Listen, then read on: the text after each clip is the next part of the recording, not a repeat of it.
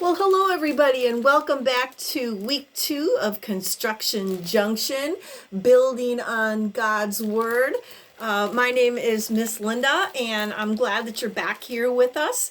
Remember that if you have not picked up your Construction Junction building kit, that it's never too late. You can just get in touch with me, and I will make sure that you have a kit. It's also never too late for any of us to add a rock to our family fire pit here at Shepherd of the Bay. You can just drive on up to church any evening and just add your rock to the circle. We'd love to have you.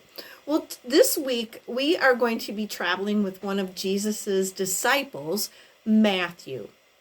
Jesus saw a man named Matthew. He was sitting at the tax collector's booth, and Jesus said, "Follow me."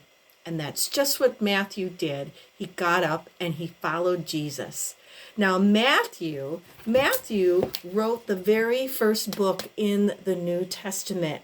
And it's even a greater way for us to get to know him, what he witnessed and what he learned about what it means to be a follower of Jesus. You can be a Matthew this week. Tax collectors back in Jesus' time were considered sinners because they collected way too much money from the poor and gave it to the rich. And Matthew also kept some of the money for himself that he collected, which made him someone who would steal. And we know that stealing is a sin. But guess what? Jesus called on sinners to be one of his best friends. And from them, Matthew follows Jesus and is forgiven. And Matthew continues to help others know God's love. So be a Matthew this week. We'll hear from George and Sharon Cobb. They're going to read you 2 stories today or this week. One is called 12 Friends, the 12 Disciples, and George is going to read us a story from Habitat for Humanity called Building Friends. So enjoy that.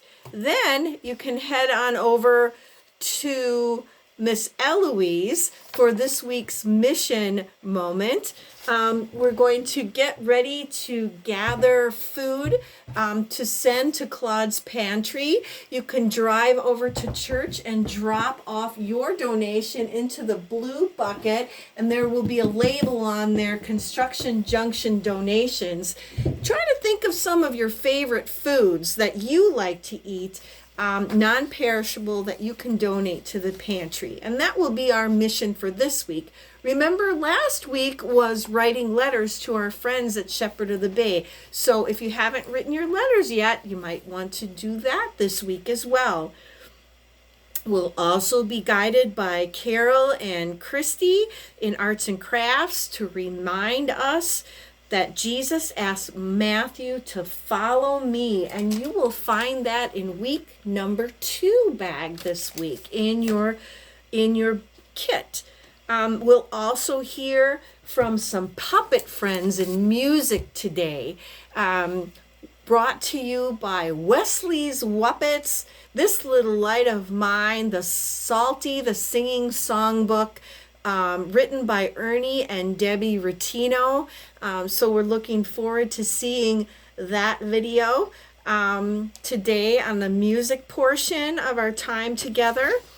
And for a snack today, here's what I did for our snack. Thinking about coins and what might look like a coin that we're eating to help us remember the story of Jesus asking Matthew the tax collector to follow him. So what you can do is you can take a carrot and give it a good peel.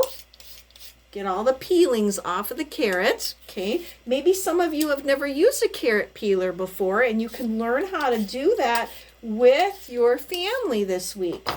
Then you're going to take your carrot, and you'll probably need a bigger knife, so boys and girls, please get help from moms and dads with this. I have a special carrot slicer, okay? And it makes real pretty designs on the carrots. But if the thinner that I slice them, the more that they look like little coins.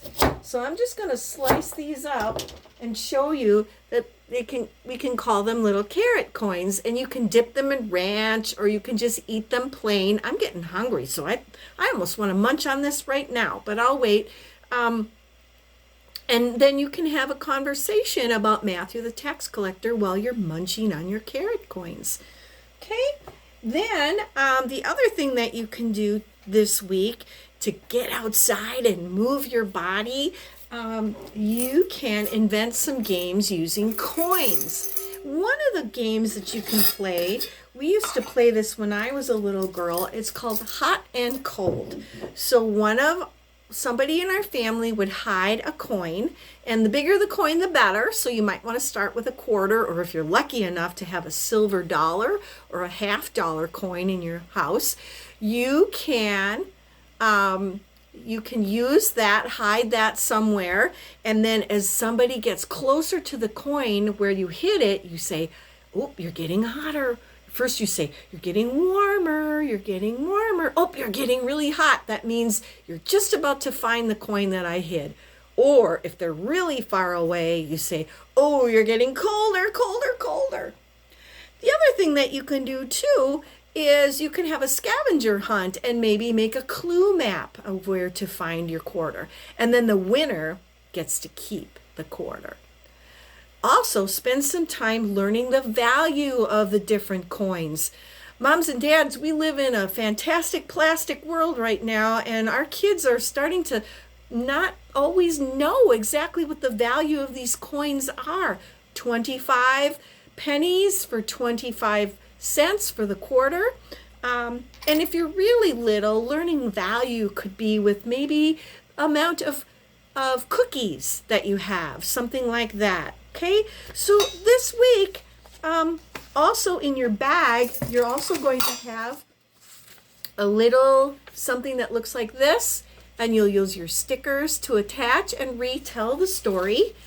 And if you found your bracelet in there, this can remind your friends when you're wearing it, you can tell them, "I wear that because